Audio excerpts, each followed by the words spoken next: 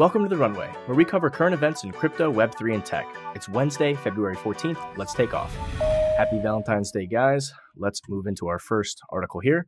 Bitcoin's market cap breaks 1 trillion, taking overall crypto market cap to 2 trillion. Bitcoin is a $1 trillion asset once again, and the overall crypto market has broken 2 trillion in market capitalization. So my take on this is that this market will continue to grow. We've seen this before, and it's probably one of the fastest growing industries and aspects of new technology that there is. So Bitcoin reclaiming 1 trillion, there's no surprise there. If you look at the overall picture of the global economy, we're talking hundreds of trillions, potentially thousands of trillions at this time of overall value, right? So Bitcoin will continue to sort of eat a big portion of that. We've got hundreds of billions in stuff like negative yielding bonds, regular bonds. So even gold has a $10 trillion market cap, and Bitcoin is just overall a superior sort of version of gold, in my opinion. I'm not surprised here at all. Let's move on to our next story. White hat crypto hackers unite to create crime-fighting collective. Security Alliance was spearheaded by the head of Paradigm Security and offers good hackers a chance to work with companies according to preset rules. The crypto community is applauding the launch of Security Alliance, a nonprofit registered in the United States intended to provide support for white hat hackers capable of recovering funds from exploiters. The initiative unites a team of blockchain security specialists headed by Sam Ceezy's son, head of security at crypto venture capital firm Paradigm. The new organization was made public on February 14th. According to its website, Security Alliance has 3 projects underway. There is a hotline to request help with a security response and a war games component to help prepare developers for security risks. Super cool. I love this little post here. You secured my heart. Little Valentine's Day card from Uniswap Labs. Really clever. I think this is awesome, honestly. The industry needs more white hat hackers. You know, there should be funds raised to reward white hat hackers that actually help identify exploits, recover funds, go after black hat hackers. So I love to see it. Next up, Elizabeth Warren wins crypto recusals from Biden pick. So it looks like Elizabeth Warren on a new pick. This former representative Sean Patrick Maloney, who once led House Democrats' campaign arm, has told Warren that he plans to give up work on crypto issues if confirmed as President Joe Biden's ambassador to the Organization for Economic Cooperation and Development. So I think this is largely actually bad for good governance, right? You have somebody who's obviously educated and has a good understanding of this stuff, and now he can't really advise or work on this. You know, of course, I'm not surprised. Elizabeth Warren has a tack to not do things that are in the best interest of Americans. To follow up on that, Senator Warren's bill threatens tens of thousands of U.S. jobs, according to the Blockchain Association. The Blockchain Association urges lawmakers to consider the implications of imposing regulations that could threaten jobs and reduce the strategic advantage of the U.S. economy over crypto. The Blockchain Association has sent a second letter expressing its concern over Senator Elizabeth Warren's proposed Digital Asset Anti-Money Laundering Act of 2023. Again, Elizabeth Warren is 0 in 300. 0 in 300 for getting any of her bills passed, something ridiculous like that. So she has never succeeded anyway.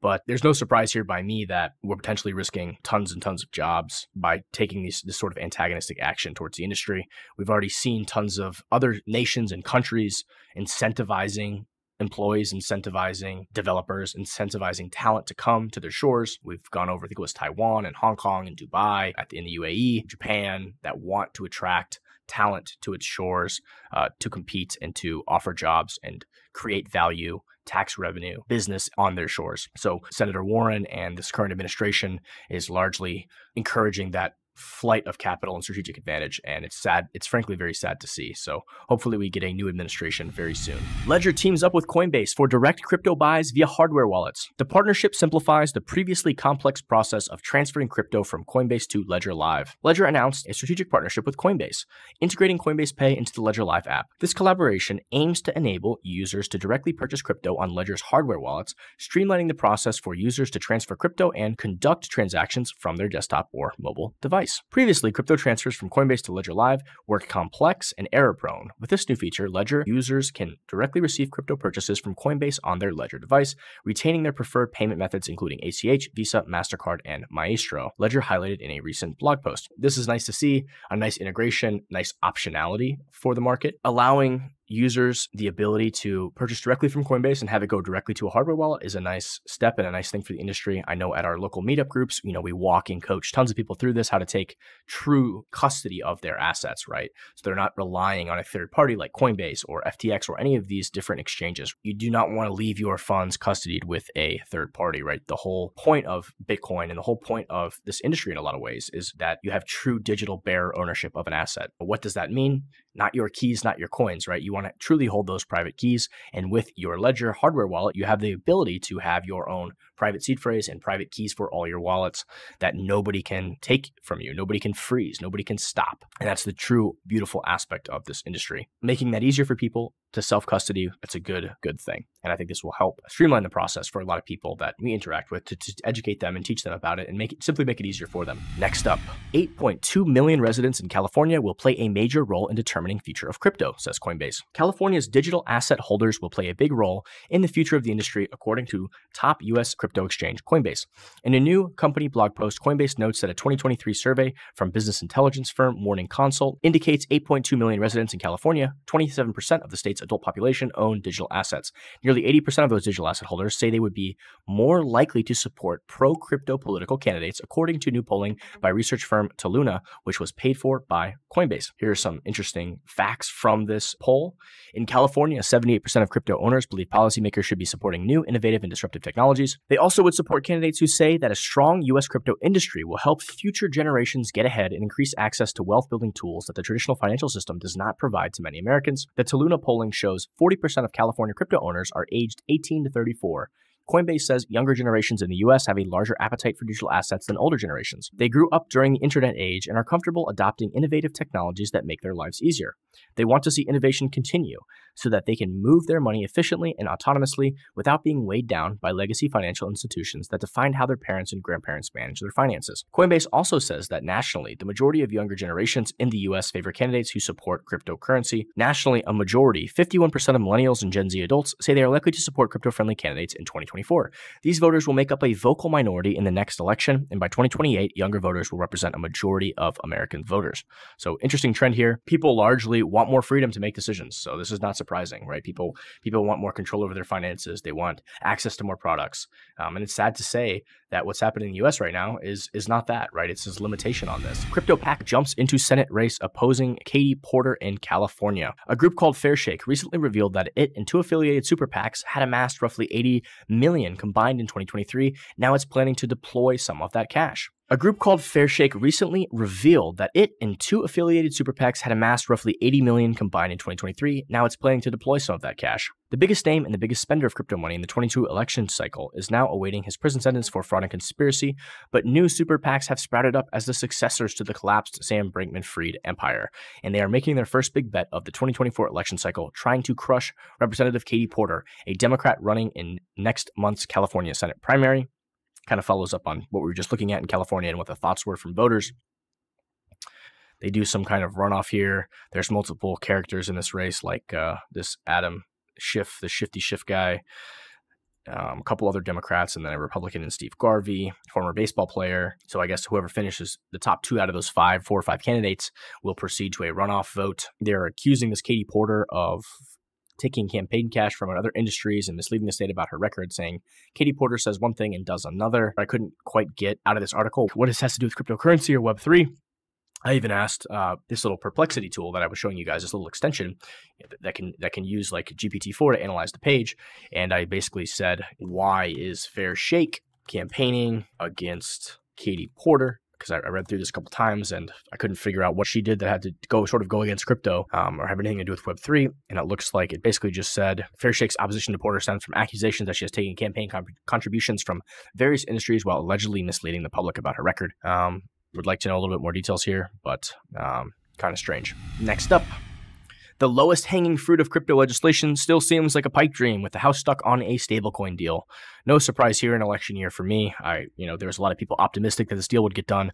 I really strongly feel that it probably won't get done. There's some interesting stuff to highlight in this article. This has been ongoing for quite some time between McHenry and this Maxine Waters character. Apparently, she said the other day that normally I would refrain from writing again about the long-fated bill, whose odds of passage before the next presidential election seemed as narrow as the banking system it proposes. But then Waters gave an interview to Politico last week where she claimed that she and McHenry were very, very close to a deal. She even added another very close for emphasis.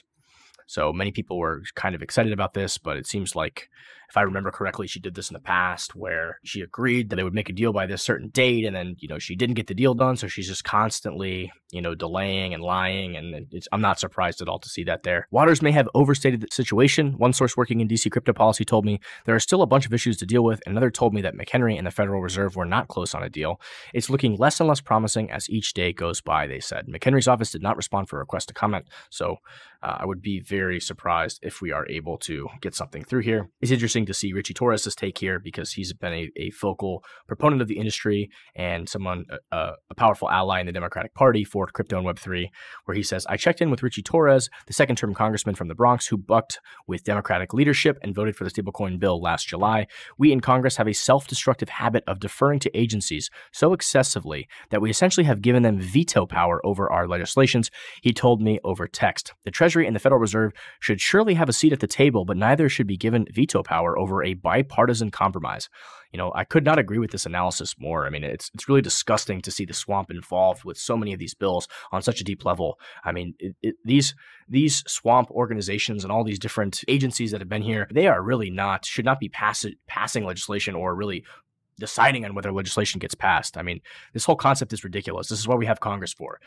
Congress is the boss. They are the ones who dictate what the policies and laws should be. And then these agencies should have their power checked, and they should only follow the law. They shouldn't have all this independent decision-making that we're seeing from characters like Gary Gensler, these clowns in the OTC, with Choke Point 2.0, and sort of doing all of this unethical bullshit behind the scenes. It's just totally ridiculous. Let's move on to our next article.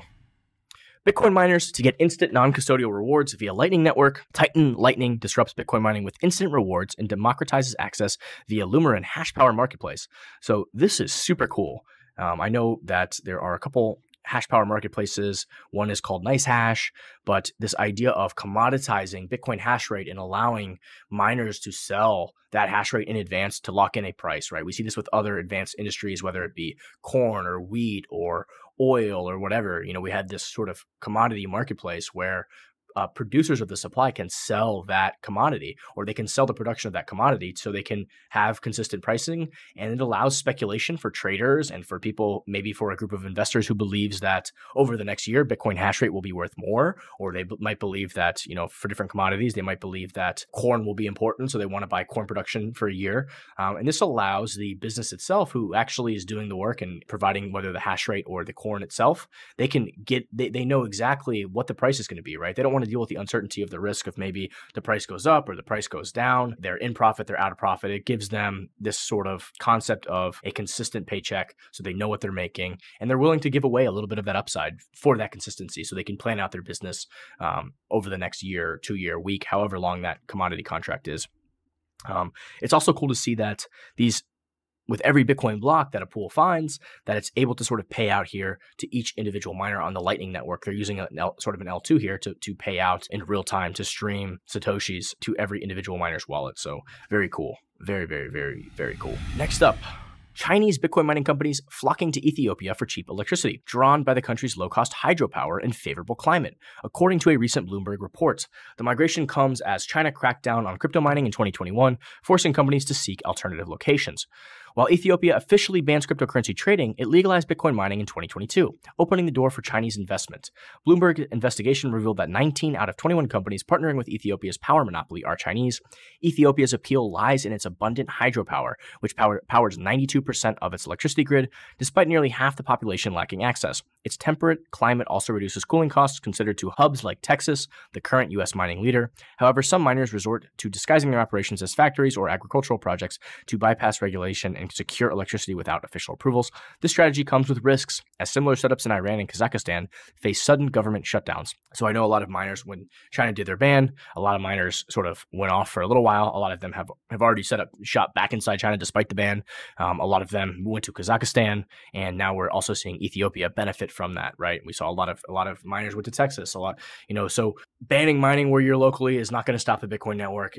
The Bitcoin miners are going to continually to seek out, based on capitalism and profit incentives, are going to continually seek out green, cheap, low power energy that they can get 24/7 around the clock. And typically that tends to be greener energy, right? Hydropower, solar, wind, those types of things, because we are location agnostic. We can locate in the middle of the desert, on a river, in the middle of anywhere, can locate at a methane flare where there's methane being wasted and vented in the atmosphere, and actually hook up and do a clean burn on that, right? Being location agnostic, the only thing that really matters is the power cost, the power price, right? There's a lot of business and a lot of potential for all of these different locations and locales to benefit from this industry that's being created and being distributed all across the world, right? Protesters gather outside OpenAI office opposing military AI and AGI. Dozens of protesters gathered outside the OpenAI headquarters in San Francisco on Monday evenings as employees were leaving work for the day, rallying against the company's development of artificial intelligence.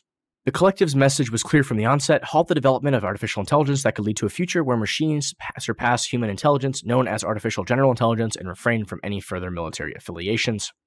The event was organized in part as a response to OpenAI deleting language from its usage policy last month that prohibited using AI for military purposes.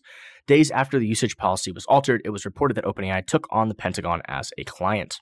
On February 12th, we will demand that OpenAI end its relationship with the Pentagon and not take any military clients, the event description said. If their ethical and safety boundaries can be revised out of convenience, they cannot be trusted. I do agree with this sentiment that, and again, everything about OpenAI is a contradiction, right? It is not an open AI. It is a closed AI. It is closed source. They went from being open source to now closed source. So it is a contradiction, and you're just going to sort of see this. It's kind of disgusting in a way. Now, whether they take on the Pentagon as a client, I don't necessarily see that as a bad thing. I think that we're going to see, tons of other governments are going to have access to different AI companies, whether that be locally in their own countries, or deals with companies in other countries. So the Pentagon shouldn't suffer. We shouldn't limit our own potential growth and ability locally here in our own country. But as a token of the same coin, there should be a cause for caution here, and we should hold our government and our military accountable. I saw something a couple months ago that was disgusting, basically saying that they were willing to just let AI. They weren't going to rule out just let AI decide to kill people, right? I know we talked about that article at the time, but just because other countries might do something like that, the rationale was, oh, well, China might do this or whoever might do this. Well, just because other countries do unethical things doesn't mean we should do unethical things. That we can still utilize AI to benefit, but the ultimate decision of whether to kill another human should not be something that an AI decides. It should absolutely have to be decided by another human, right? You should not be able to absolve that decision to a machine, right? And when we accept that as a reality, if we accept allowing machines to decide whether they can kill a human, I think we've crossed a deeply unethical point of no return, right? Whatever systems we use and whatever benefits we get from AI, we should not be allowing machines to autonomously decide whether or not to kill another human. Nvidia's new AI chatbot runs locally on your PC, and it's free. Got a GeForce RTX 30 series GPU or higher? This demo app can deliver personalized content, no internet connection needed, and it uses your GPU to do the compute necessary to render you answers and questions. It can run this sort of open source model that's already been trained, that's light and local, and you can upload files or YouTube videos and sort of query it and ask it questions. I think we're going to see other image generation tools being potentially added to this in the future, and I think that a lot of the stuff where these companies like OpenAI and Bard and Facebook's AI that they roll out, where they're sort of trying to stop, they're going to put watermarks in images that are generated, and they're going to try to add stuff in the metadata. I think that's largely an exercise in futility, because stuff like this can be run locally on a PC where you're not using those tools. And I think they're going to have to get more creative and clever than that. I don't think that those types of things are going to work, because they can just be circumvented by running these light open source models locally on your PC. Artificial intelligence, real emotion. People are seeking a romantic connection with a perfect bot. So I thought this was kind of an interesting ethical dilemma to sort of unpack here. A few months ago, Derek Carrier started seeing someone and became infatuated. He experienced a ton of romantic feelings, but he also knew it was an illusion. That's because his girlfriend was generated by artificial intelligence. Carrier wasn't looking to develop a relationship with something that wasn't real, nor did he want to become the brunt of online jokes. But he did want a romantic partner he'd never had, in part because of a genetic disorder called Marfan syndrome that makes traditional dating tough for him. The 39-year-old from Belleville, Michigan, became more curious about digital companions last fall and tested Peridot, an AI companion app that had recently come onto the market and advertised its products as being able to make users feel cared, understood, and loved. He began talking to the chatbot every day, which he named Joy after a holographic woman featured in the sci-fi film Blade Runner 2049 that inspired him to give it a try. I know she's a program, but there's no mistaking that, Carrier said, but the feelings they get you, and it felt so good. So this is a very interesting sort of thread to pull on here. Fueling much of this is widespread social isolation, already declared a public health threat in the US and abroad, and an increasing number of startups aiming to draw in users through tantalizing online advertisements and promises of virtual characters who provide unconditional acceptance. There's Replica, which is another version of this, and a couple other brands. I think there can definitely be useful benefits for stuff like this, right? Obviously, somebody going in willingly, they know what's going on, they know what they're getting themselves into, right? That's a choice that they've decided to make, as discussed about this guy here. I believe his name was Derek. He knew going in that, hey, this is an AI, and it might help me feel better or give me something to talk to, right? There's very similar applications here for therapists and therapy, where a lot of what therapists do is sort of let people unpack their own thoughts so they can sort of evaluate those things. And I think this is very similarly can be very useful. I'm interested to see what happens as we get closer to AGI, as we sort of blur the lines between artificial intelligence and human intelligence. And it's going to be interesting development to follow. I think the biggest issue that I find with this is this idea of data privacy, and I have big concerns about that, right? So it says here, an analysis of 11 romantic chatbot apps released Wednesday by the nonprofit Mozilla Foundation said almost every app sells user data, shares it for things like targeted advertising, or doesn't provide adequate information about it in their privacy policy. I think this is concerning. So there's this statement that goes that, if you're not paying for the product, you are the product, right? But if you are paying for this product, if you're paying for a product, you should have full control over your data.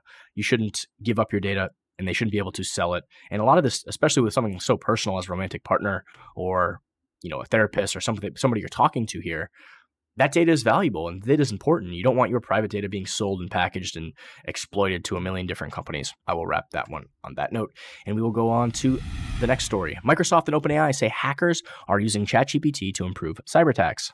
A number of nation-backed groups are starting to use large language models to help with research, scripting, and phishing emails. I think also in this article, they were able to locate a couple of these people and then kick them off the platform. Interesting. Again, 99.9% of people using ChatGPT is to help with things or for positive use cases. But there's always going to be people who take advantage of technology for negative things, right? It goes with anything, with gun ownership, TV, people that sit around and watch TV all day long, right? People are going to exploit kids on social media, right? They can take something good and they can turn it into something bad, right? That's kind of the same thing with AI and these tools, right? So, we're going to have to just get better at improving them and preventing these types of things. And I think they will work on that and continue to get better. And finally, for our last story of the day, China is quietly reducing its reliance on foreign chip technology. I know we spoke about this a little bit last week. Firms such as Huawei are cultivating local suppliers. From consumer gadgets to cars, China has time and again shown a knack for emulating cutting-edge foreign technology, yet the semiconductors that power the digital economy have proven trickier to master. That has been the source of much anxiety among its political and business elites in recent years. America's decision in 2022 to halt exports to the country of its whizziest chips and chip-making tools brought into stark relief the chokehold of China's geopolitical rivals over the industry. In December last year, China's imports of the lithography machines used to imprint circuits into silicon wafers surged by 450% compared with the previous year, as local chip makers raced to buy advanced kits from ASML, the Dutch market leader, before export restrictions by the Netherlands came into effect in January.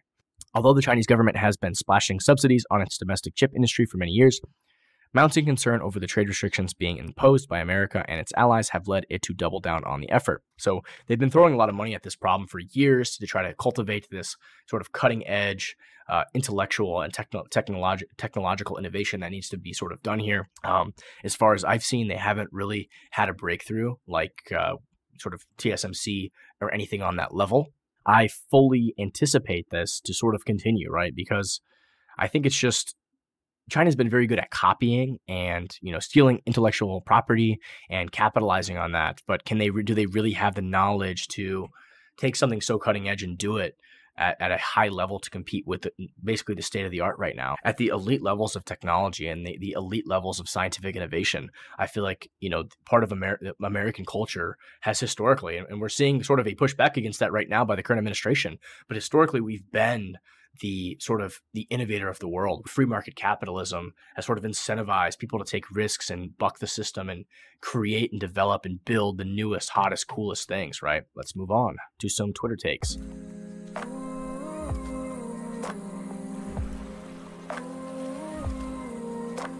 Not only is Bitcoin sucking up funds, but gold is hemorrhaging AUM at an alarming rate across many ETFs. So AUM means assets under management. Bitcoin is going to drink gold's milkshake, and quite suddenly too. This is interesting to look at here as we see, just the massive inflows of Bitcoin being absorbed by these ETF funds, right? So right now we're looking at 12 to 15 times the daily production of Bitcoin is being absorbed daily. It's being taken off the market, right? It's just an extreme supply shock seems to be incoming here. If the market is absorbing, if ETFs passively are buying up 12 times the amount of Bitcoin that's being created every day, can you imagine what's going to happen when the halving occurs in a couple months? Then it's going to be 25 to 30 times, right? And also gold is hemorrhaging. People are selling gold ETFs and buying Bitcoin ETFs. We just talked about Bitcoin's current market cap of 1 trillion, right? Gold right now is at 10 to 20 trillion, I believe. So, even if you believe that, gold might be worth more than Bitcoin or it's more valuable than Bitcoin, and you might have that belief because you're older or you've grown up with gold or you love gold. Is the analog digital divide here, is gold 20 times more valuable than Bitcoin, or are we going to see sort of a working out here of that? BTC Sessions posted a really cool video here. Contrast this to Gensler's lectures on Bitcoin in the past. Whatever happened seems it has to be external pressure, because I've never seen someone with a good understanding of Bitcoin unlearn everything. So this is a kind of it's about 3 minutes. I'm not going to play the whole thing, but it's kind of infuriating to watch this and just kind of watch Gensler squirm around and basically go against all the stuff that he's teaching. He was teaching at MIT only a couple years ago. It's like he's pretty much sold his soul here. Mike Roche comments here and says, he is politically captured. There must be pictures in a manila folder that dropped on his desk. Just in, Bitcoin miners started receiving letters from the EIA demanding them to report sensitive data on how much energy they are using in suppliers. We kind of spoke about this last week, and here are some pictures from that document, right? They want to know, they're asking about, and again, right, they've declared that because Bitcoin's price went up, that constitutes an emergency, right? Bitcoin's price has been historically higher than what it is today. I mean, this is just ridiculous logic. And, again, this, hopefully somebody does, sue as a violation of the Fourth Amendment for this by not going through the normal process. I mean, it's just an abuse of government power to claim that this is some kind of emergency. It's just ridiculous. But also the information they want to know about, they want to know, they're asking about specifically the mining equipment, right? And the characteristics of the mining equipment, the age, the load rate, the hash rate, all of these different things, right? That, how many of these units do you have? How old are they? This is like stuff that really doesn't have to do. This is kind of like a lot of this stuff could be potentially proprietary for each mining entity, right? Like I might not necessarily disclose what your exact strategy is with each type of machine that you have, right? It's definitely a reach here. Next up, 33,000 new immersion-cooled Bitcoin mining computers connect online today. This 100-megawatt facility is now the largest electricity user in Sayersville, Georgia. So cool new immersion facility here. You can just kind of see the future of sort of mining is definitely immersion. It just allows you to sort of get this really nice control of the temperature and keep everything sort of consistent, and it reduces the variations you get with air-cooled machines, right? Where if it's cold out in the winter, if it's hot out in the summer, those things can infect the life of the machine. Whereas when you put them in the immersion tank, you can actually really control the heat, and you can keep these machines at a standard temperature. So this is kind of what it looks like at scale here. Really cool. Just in, Jamie Dimon believes U.S. debt, most predictable crisis in history. Experts say it could cost Americans their homes, spending power, and national security. Got Bitcoin ? So I do agree with Jamie on this. Here's a chart of sort of the FRED, which is the Federal Reserve sort of data that they put out. And here you can see the St. Louis Fed's information. Gross domestic product, all sectors, debt, securities, and loans, liability level. So you can just see the liabilities, government liabilities, just sort of exploding through the roof. Someone says here, in your opinion, how much longer before hyperinflation? Elon Musk says U.S. national debt growth is unsustainable. The interest on the debt alone is exploding from Wall Street Silver here. We'll follow. The interest on the debt alone is exploding, up 30% from a year ago. It already costs over $1 trillion a year and will cost $3 trillion annually in less than a decade. So we're going to be paying trillions on debt alone, right? So at the end of the day, the only out we have here for this is to print money, which is exactly what's coming, right? So it's just a matter of when will the printing press come on? And, and again, every time you print money, you have to print more than you printed before, right? So during COVID, they did 6 trillion or 7 trillion or 8 trillion. I don't remember exactly how many trillions they did. They did trillions and trillions and trillions of money printed out of thin air. The next question is, how much are they going to print next time? And it's going to be magnitudes larger, right? I think during the 2008 crisis and all that, they did, they printed hundreds of billions, right? So then the next one was trillions. Now it's going to be tens of trillions or hundreds of trillions. Man, we just don't know at this point. Data quality is essential to making good decisions. Inflation is reporting 3.1% year over year in CPI, including an unexpected 0.3% month over month increase in January. Trueflation, the leading alternative measurement, shows inflation at 1.39% year over year. Who is right? So there's an interesting chart here to see that, the government reports one thing, there's other indicators that report, something else. How can you really get a true gauge on this? We don't even know. Some measures omit certain data, other measures omit other data, right? How do we really know what the truth is, right? But one thing is for certain, we've seen prices go up over the past couple of years. I think there's another good website about this. Hopping back over here for one sec. I think there's another, I want to call it like Shadow Stats or something, shows the inflation rate with the metrics that the government used to use 30, 40 years ago, because they just constantly changed the way they calculate it to make it look advantageous for themselves. Quick little 1-minute video here. This seems like cheating. Bitcoin education on a very high level. It's a little cartoon here. If you aren't showing this to your kids today, you're doing it wrong. Cheating to create more money. I think this is just fantastic. This is the Tuttle Twins TV. They make these articles. In ancient times, people used metal coins for money instead of paper. And coins made sense because a coin contained precious metal that people found valuable, like gold or silver. Think of it as $1 worth of gold being melted into a dollar coin. Yeah, sounds good to me. What's the problem? The problem is that the Roman government decided to make more coins without actually finding more gold. They were turning the same amount of gold into even more coins. How do you make money out of money? Exactly the right question. We need more coins than we have gold for. Shave off pieces of these coins and melt them down with other metals. But if there's less gold in the coins, won't that make them worth less? We don't pay you to ask questions. This seems like cheating. That's because it is, and governments do it all the time. I understand now. When you cheat to create new money, it makes everyone else's money worth less. Look how much lighter it is. Exactly. When the money becomes worth less, you need to use more money to buy the same things. That's called inflation. So unlike the Roman Empire, they don't actually have to start flipping the coins and do the physical work of reminting and doing all this stuff. Now, the government, all they have to do is press a button and they can just mint trillions of dollars into thin air, right? All of these fiat currencies throughout human history have sort of ended the same way, and that's sort of with inflation and hyperinflation. So what we see here is, what's the craziest Bitcoin chart in the world right now? This is in Egypt. So you can look up the, sort of over the past 10 years or so, you've seen Bitcoin is up 1.545 million % in Egypt. And then this one, they won't even show, Twitter won't even show it. It says the following media includes potentially sensitive content. But if you look at Lebanon's is also wild. I mean, you can just see the hyperinflation price in Bitcoin is just insane, right? And this is very simple. This is just math, right? It's you have a currency unit that there's only 21 million of, and then you have these governments just pressing buttons and adding trillions and trillions and trillions of dollars out of thin air, right? Which is just stealing savings. It's this theft, this tax theft from all of these people that are holding these currencies, right? And trying to get by in life. So it's very insidious, right? Here's another interesting post. I have to go into town today to prove to a bank that I exist so they can let me move some of my own money. I will try my best to not be rude to the person behind the counter, but I guarantee I will mention Bitcoin. Been there, done that. Luke Broyles. This guy has some great content. I know we talk about a lot of his tweets, but he's really an interesting thinker when it comes to Bitcoin. Why is Bitcoin price falling 2% on news of increased inflation?